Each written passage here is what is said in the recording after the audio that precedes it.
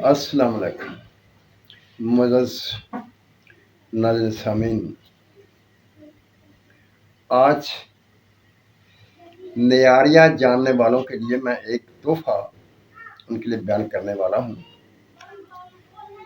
और कल इंशाअल्लाह ताला आम जो शौकीन हज़रात हैं उनको असूल बताऊँगा किसी नुस्खा को परखने के लिए, ताकि आप नुस्खे को देखते ही ये जान सकें कि ये नुस्खा सही है या गलत है। अगर आप इसमें कोशिश थोड़ी सी करने के बाद माहिर हो गए तो इंशाअल्लाह ताला बहुत सा पैसा आपका बच सकेगा, क्योंकि जब हम नुस्खे को बनाते हैं तो बाद में पता चलता है कि ये नुस्खा गलत था। उस वक्त तक पैसा और टाइम का ज़ाया हो चुका होता है। अगर आपको पहले से नुस्खा को देख कर पता चल जाए कि नुस्खा सही या गलत है तो टाइम भी बचे और पैसा भी ज़ाया ना हो। ये इंशाअल्लाह कल मैं आपको बताऊँगा। और आज न्यारियों के लिए, लेकिन उससे पहले मैंने सारे आपके कमेंट्स पढ़े। उसमें कुछ दोस्त ने लिखा सम्मिल फार तांबे को सफ़ेद करेगा या नहीं, या आप टाइम दीजिए, हम अलग बात करना चाहते हैं, इस तरह की और बातें। आप जान लीजिए कि मैं कोई बात भी अधूरी नहीं छोड़ता और मुकम्मल वजाहत के साथ आपके सामने बयान कर देता हूँ।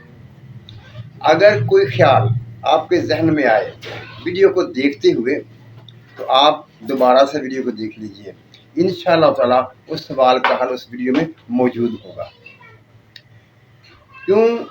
ये मैं क्यों कह रहा हूँ? इसलिए कह रहा हूँ कि मैं जानता हूँ कि नुस्खा बनाते वक्त या वीडियो देखते वक्त कौन कौन से सवाल जहन में पैदा होते हैं। मैंने इशारत में बताया था एक दफ़ा कि सन 68 से लेकर आज तक का हिसाब लगाइए कितना अरसा गुजर चुका।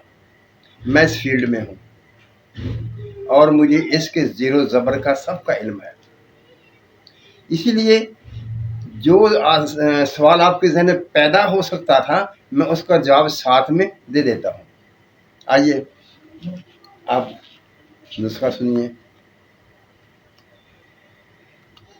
न्यारियों को पता है सामान का पूरा होगा, पट्टी होगी, दूसरा सामान होगा, उठालियाँ होगी, सब की जगह चिमटा होगा, वो ले लिया।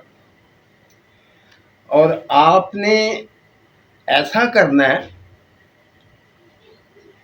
1 तोला यानी 10 ग्राम सिक्का, 10 ग्राम तांबा और 10 ग्राम ही चांदी ले लेना है। यानी ये 3 चीज़ें हैं, सिक्का, तांबा और चांदी। ये याद रखना है कि आपने सिक्का लेना है, जस्ट नहीं लेना है। यानी 10 ग्राम सिक्का लेंगे, 10 ग्राम तांबा होगा और 10 ग्राम चांदी होगी, और इनको आप सुहागा देकर पिघला लेंगे। जब ये पिघल जाएंगे तो आपके पास 50 ग्राम के करीब कलमी शोरा और 50 ग्राम के करीब नशादर ठीकरी पिसा हुआ होना चाहिए।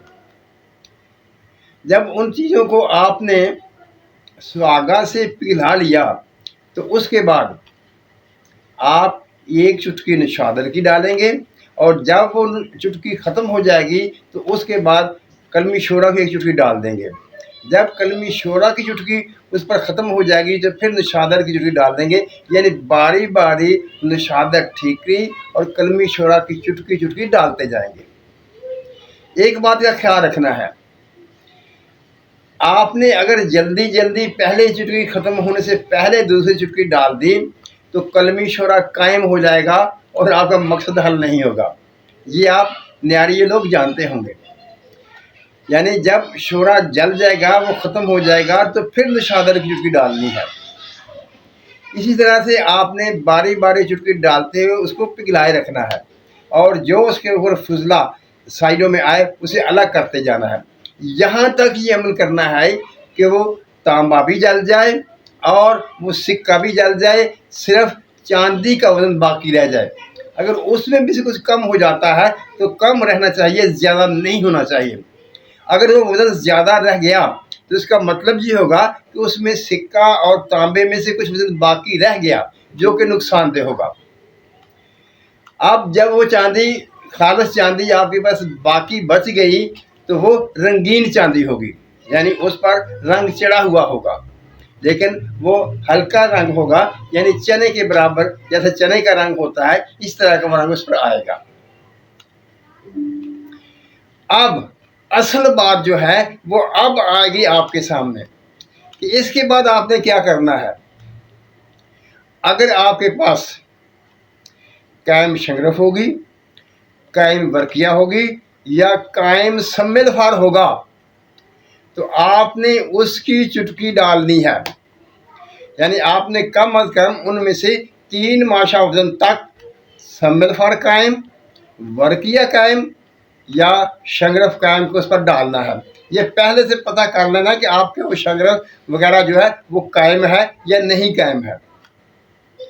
आपको उसे जारे जुरी करने के बारे में नहीं सोचना चाहिए, सिर्फ आप उसे कायम करना है, क्योंकि वो जो चांदी का टुकड़ा था, जो रंगीन टुकड़ा था, उसमें तांबे के ज़र्रात मौजूद है, उन्होंने रंग दिया उसको। वो तांबे का रंग है जो किसी खट्टे उजाल से ज़ाय नहीं होता। आप उस चांदी को पहले भी खट्टा उजाल दे लें, वो रंग ज़ाय नहीं होगा, क्योंकि वो तांबे का रंग है। आप नियारी हैं, आप तो जानते होंगे। और जब उस पर आपने शंगरफ, वर्किया या सम्मिलफार की चुटकी दे ली, इन 3 माह से करीब उस पर डाल दिया, तो उसको मुकम्मल तौर पर चरख देने के बाद आप उसका नियारिया करेंगे, यानी तेज़ाब करेंगे। अब 2 चीज़ें हैं, अगर आपके पास सोना मौजूद है तो वज़न करके पहले उसको हमलान कर लें। अगर उसको हमलान कर लेंगे और उसके बाद आप उसे तेज़ाब करना चाहें तो ये भी ठीक है। अगर ऐसा नहीं करते तो आप पहले उस चांदी को जिस पर आपने पहले वो अमल किया, इसके बाद शंगरफ, वर्किया या सम्मिलफार को डाल दिया था, चरख देने के बाद उसको पहले नियारिया कर लें और जो नीचे बैठ जाए, जो तय नशीन हो, उसको सोने के साथ मिला लें। अव्वल तो सख्ती होती नहीं है। अगर आप 1-2 की निस्बत से, यानी उसमें एक हिस्सा वो चांदी जो थी तय नशीन हुई थी वो और 2 हिस्से सोना मिलाएंगे तो कोई सख्ती नहीं होगी। लेकिन अगर इसमें कमी बेशी करेंगे तो आप तजर्बे की बिना से, आपने कुछ तजर्बे की मदद से आप इसमें कमी बेशी कर सकते हैं। ये रंग भी ऐसा होगा, पुख्ता होगा कि ये ज़ाय नहीं होगा। अगर आप चांदी पर हमलान करने से पहले भी खट्टा उजाल डालेंगे तो उसका रंग ज़ाय नहीं होगा, बल्कि शो होगा। और अगर हमलान के बाद उसे जो कुछ करना चाहेंगे करेंगे, उसका रंग फीका नहीं होगा। और क्योंकि आपने तेज़ाब करके बाद में हमलान करना है, इसलिए वो आपका सोना ही होगा। मेरा ख्याल है कि मेरी ये बात आपको अच्छी तरह से समझ आ चुकी होगी, यानी अपनी तरफ से मैंने कोई ऐसी बात बाकी नहीं रखी। लेकिन एक दफ़ा फिर मैं ज़रा जल्दी से आपके सामने बात दोहरा देता हूँ। आपने सिक्का, तांबा और चांदी बराबर वजन में ले लेने हैं, यानी 10 ग्राम 10 ग्राम 10 ग्राम, और उनको मिलाकर सुहागा की मदद से पिघला लेंगे। जब वो पिघल जाएंगे तो उस पर नुशादा ठीकरी और कलमी शोरा की बारी बारी चुटकी डालते जाएंगे, और जब वो चुटकी जल चुके तो फिर दूसरी डालेंगे, यानी कि बारी बारी चलते रहना है, हत्ता कि वो जो सिक्के का वजन था वो भी ख़त्म हो जाए और तांबा भी जल जाए, सिर्फ और सिर्फ चांदी का वजन बाकी रहे, बल्कि वो भी थोड़ा सा कम हो जाए।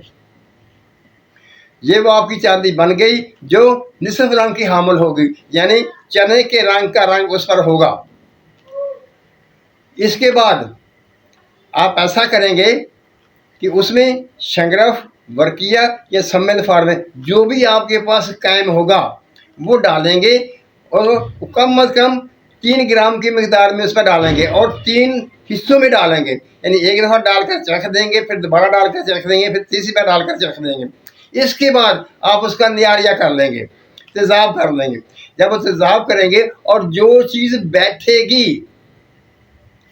उसको आपने आगे हमलान करना है, और इस कदर करना है यानी अगर एक हिस्सा जो तय नज़ीर हुआ है उसके साथ 2 हिस्से असल माल आपको मिलाना पड़ेगा और चरख देंगे और मकबूल बाज़ार होगा। इससे आपकी दाल रोटी चलती रहेगी और आपकी ज़िंदगी आसाइश में रहेगी, आसानी से गुजर बसर होती रहेगी।